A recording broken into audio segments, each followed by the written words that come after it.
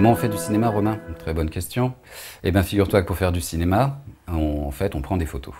Les frères Lumière, en 1895, quand ils inventent leur première caméra, en fait, leur caméra, elle prend des photos.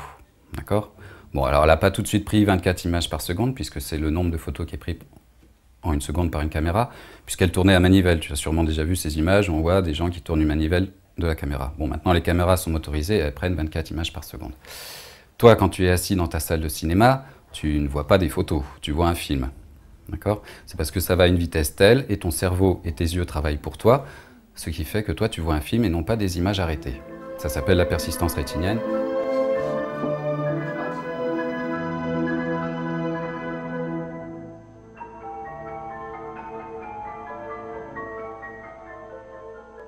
Donc, Romain, je vais te montrer tout de suite ce dont je te parlais. Ici, nous avons un tomatrope qui met en évidence la persistance rétinienne. La persistance rétinienne, qu'est-ce que c'est? C'est la mémoire de l'œil. D'accord? Nous avons ici un bocal et de l'autre côté un poisson. Et bien, la mémoire de l'œil va faire en sorte que le poisson va être dans le bocal. Démonstration.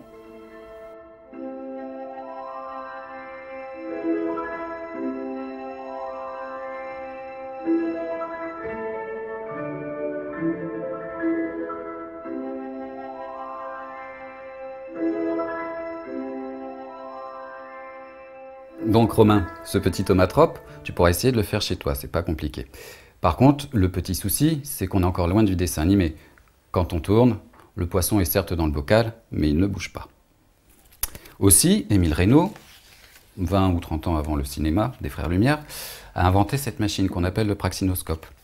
Ici, tu peux voir sur cette bande un tigre qui a été dessiné. Alors si tu regardes bien, ça décompose un mouvement. Mais est-ce qu'il bouge? Non, il ne bouge pas. Par contre, si je le mets dans le praxinoscope, comme ceci, que je fais tourner mon praxinoscope, comme ceci, et que je regarde dans les miroirs, je constate que mon tigre court. Et là, nous avons l'ancêtre du dessin animé. Donc, Romain, sur le même principe avec les outils d'aujourd'hui, à savoir un ordinateur et une caméra, je vais prendre des photos et je vais faire bouger un personnage entre chacune de ces photos. Et à la fin, tu ne verras pas des photos, tu verras un petit bonhomme en pâte à modeler qui avance tout seul comme par magie.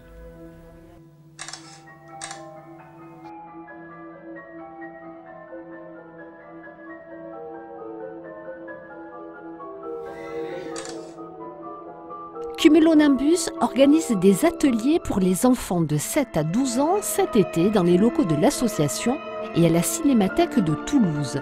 On pourra y apprendre à faire des petits films d'animation et tous les secrets du 7e art.